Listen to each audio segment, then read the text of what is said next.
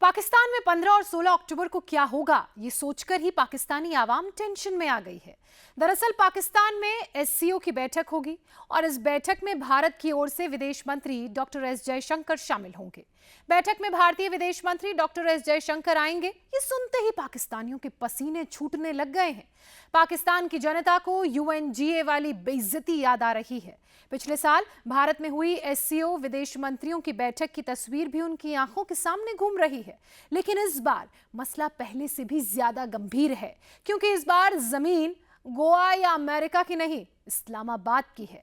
इस बार बेइज्जती हुई तो पूरे मुल्क में टेलीकास्ट लाइव होगा। जयशंकर के दौरे से पहले ही पाकिस्तानी डरने लगे हैं। अभी हमें सीधी सीधी एक धमकी लगाई गई है जी, हम आपके घर में भी आएंगे और आपको मुंह भी नहीं लगाएंगे।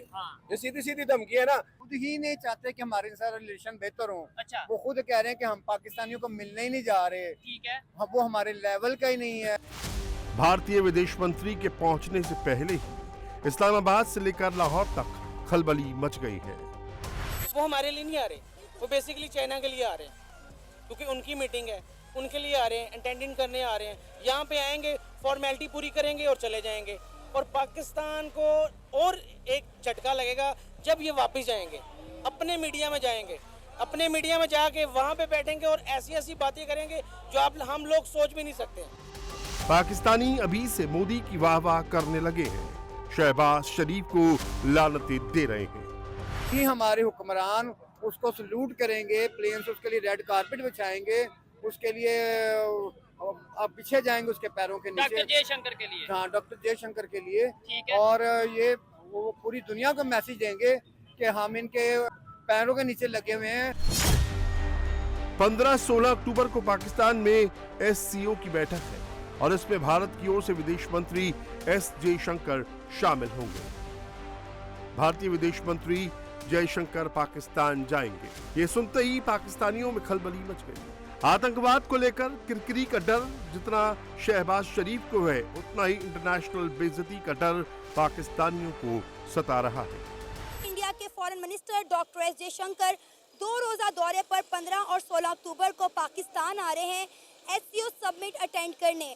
उन्होंने पाकिस्तान में आने से पहले ही पाकिस्तान को वार्न कर दिया है कि पाकिस्तान उनसे बहुत ज़्यादा उम्मीदें ना बांध ले।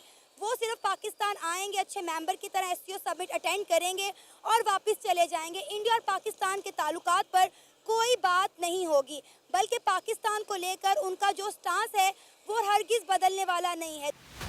ये बात जब से पाकिस्तान की आवाम को पता लगी है, पूरे देश में बेचैनी बढ़ गई है। एससीओ बैठक में इंसल्ट तय होने की चर्चाएं अभी से शुरू हो गई हैं। आवाम शहबाज की हुकूमत पर भड़क उठी है। उन्होंने आने से पहले साफ साफ कह दिया, भाई हमसे कोई उम्मीद मत रखो, हम इंडिया और पाकिस्तान के ताल्लुकात की बेहतरी के लिए बिल्कुल नहीं आ रहे। तो यहाँ पे करने क्या आ रहे हैं फिर? नहीं, फिर क्या करने आ रहे हैं? आप यहाँ पे आके हमारी इंसल्ट करने आ रहे हैं कि जी हमें आपसे कोई लगाव नहीं है, हम आपसे कोई मोहब्बत नहीं है, कोई हमदर्दी नहीं है, सिर्फ जैसे फॉर्मेलिटी करने आ रहे हैं। वो हमारे लिए नहीं आ रहे, वो बेसिकली चाइना के लिए आ रहे हैं, क्योंकि उनकी मीटिंग है, उनके लिए आ रहे हैं, अटेंडिंग करने आ रहे हैं। यहाँ पे आएंगे, फॉर्मेलिटी पूरी करेंगे और चले जाएंगे। और पाकिस्तान को और एक झटका लगेगा जब ये वापस जाएंगे, अपने मीडिया में जाएंगे, अपने मीडिया में जाके वहाँ पे बैठेंगे और ऐसी ऐसी बातें करेंगे जो हम लोग सोच भी नहीं सकते। इंडिया जो है ना शुरू से पाकिस्तान को कबूल नहीं करता, ठीक है। वो जो इसकी गिदड़ बपकी हैं जो वो देता रहता है। तो हमारा इंशाल्लाह जो ब्लॉक है चाइना के साथ, तुर्की के साथ या सऊदीया के साथ, वो बहुत मजबूत है।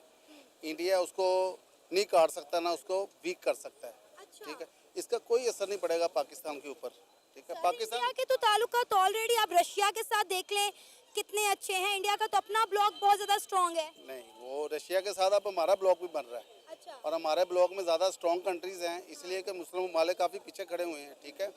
और इकॉनमी के अतबार से वक्ती तौर पे मुश्किलात हैं, बाकी दफाई अतबार से हम इंडिया से ज़्यादा मजबूत हैं।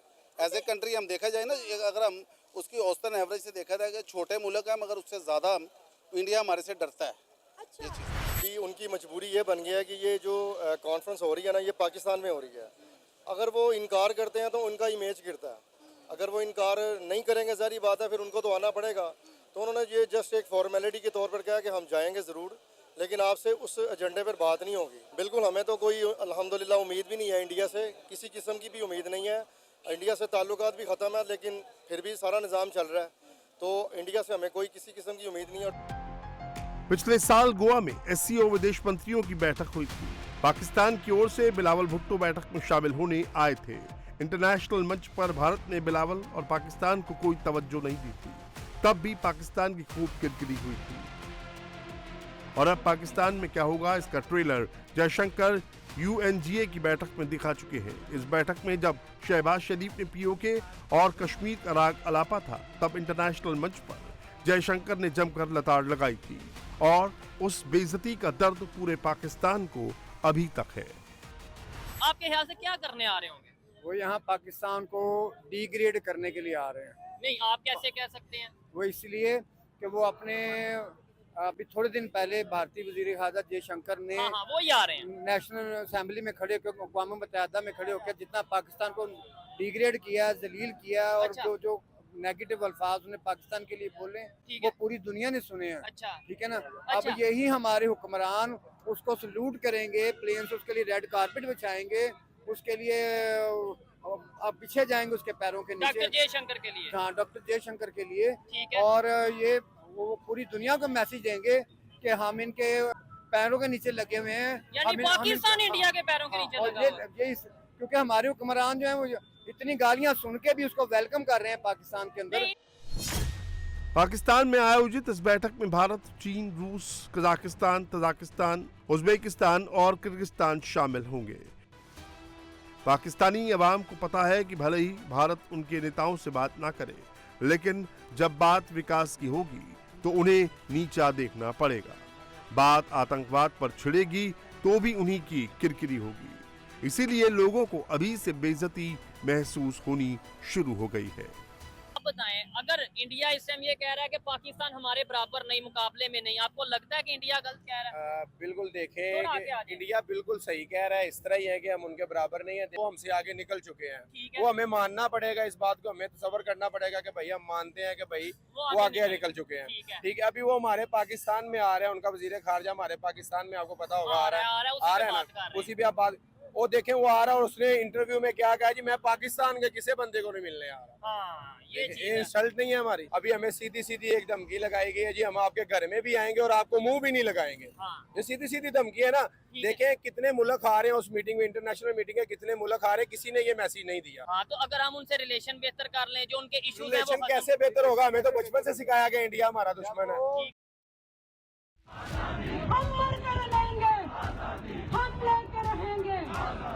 पीओके में पिछले कई साल से आंदोलन की आग भड़की हुई है। लोग पाकिस्तान के जुल्म से आजादी मांग रहे हैं।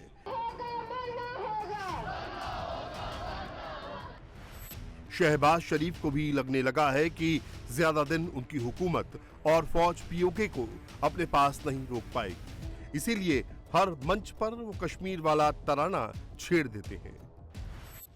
जम्मू कश्मीर में हुई बम्पर वोटिंग ने भी पाकिस्तान और उसके पिट्ठू आतंकियों के होश उड़ा दिए हैं। पाकिस्तानी अवाम को भी लगने लगा है कि पीओके अब उनके हाथ से जा चुका है।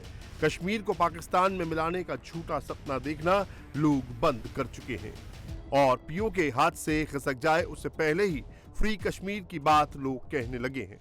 उन्हें पता है कि उनकी हुकूमत पीओके संभाल नहीं पाएगी, ना ही भारत में विलय से रोक पाएगी।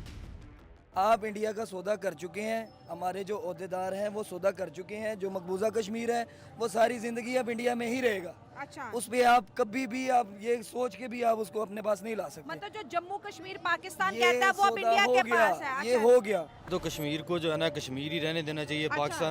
पाकिस्तानियों को खींच के अपने साथ नहीं मिलाना। पाकिस्तान के खुद के हालात अच्छे नहीं हाँ, हाँ, हैं, ये तो हम भी ठीक है। कश्मीरियों को क्या दे सकते हाँ, हैं? exactly। तो कश्मीर को बात कश्मीर रहने दें हाँ, तो हाँ। ये ज़्यादा अच्छा है। तो ना कि इंडिया की तरफ धकेला जाए या पाकिस्तान अपनी तरफ खींचे। मतलब मफाद आप कह रहे परस्ती हैं में कि आके कश्मीर को अलग कर दो। कश्मीर को फ्रीडम दे देनी चाहिए, कश्मीर को कश्मीर ही रहने देना चाहिए। अच्छा, ठीक हो गया कि दोनों ना तो मिलाएं। ये दोनों अब कब्जा करने के चक्कर पाकिस्तान चाहता है मेरे साथ। पाकिस्तान के खुद के हालात सही नहीं ठीक है, है। खुद कर्जे पे पल रहा है, ठीक तो है। ये कश्मीर को क्या देंगे? पाकिस्तान की इमेज क्या है ये बच्चा बच्चा जानता है। रोटी और रोजगार की हालत कितनी बुरी है पूरी दुनिया को पता है और इन हालात की वजह से कश्मीर तो छोड़िए, पाकिस्तान के लोग ही खुद देश में रहना नहीं चाहते हैं।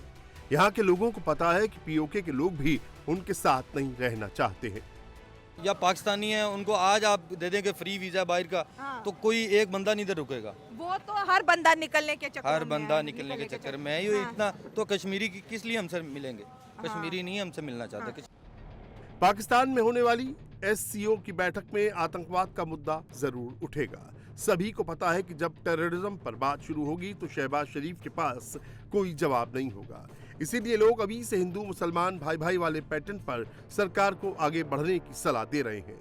सरकार को हिंदुस्तान की असली ताकत समझा रहे हैं। पाकिस्तानी अवाम खुलेआम कह रही है कि भारत से अलग होकर उन्हें जलालत के अलावा कुछ नहीं मिला है। दो कौमें 1000 साल से एक साथ रह सकती थी, अंग्रेजों के खिलाफ एक साथ लड़ रहे थे, ठीक है, वो अब क्यों नहीं रह सकते? सही बात है। हाँ, ये हड्डी किसने हमारे मुंह में डाली कि दो हिंदू और मुसलमान एक साथ नहीं रह सकते? जब अमेरिका जाते हैं वहाँ पे तो एक साथ रह सकते हैं। हाँ। दुबई में एक साथ जितने रहते भी हैं, लोग हाँ। खड़े हैं इनमें से किसी को अमेरिका का आप नेशनलिटी दे दो, हाँ। ठीक है, ये वहाँ पे उस मुल्क का रूल भी मानेंगे और ये नंगे पाँव भागेंगे। देखो मुसलमानों के साथ ये डिवाइड एंड रूल पॉलिसी में भी ये गेम हो गया कि फिर जो हिंदू थे वो तो एक ही कंट्री में रह गए। आपको पता है मुसलमान कितने कंट्रीज में डिवाइड हो गए? बांग्लादेश अलग हो गया, ज़्यादा मुसलमान रह गए इंडिया में और बाकी हमें यहाँ पे कर दिया। तो मुसलमानों की जो इकट्ठी ताकत थी वो भी डिवाइड हो गई। हिंदुओं की जो ताकत थी वो एक ही जगह रह गई और मुसलमानों की ताकत डिवाइड हो गई, जिसकी वजह से हम आज तक जलील हो रहे हैं।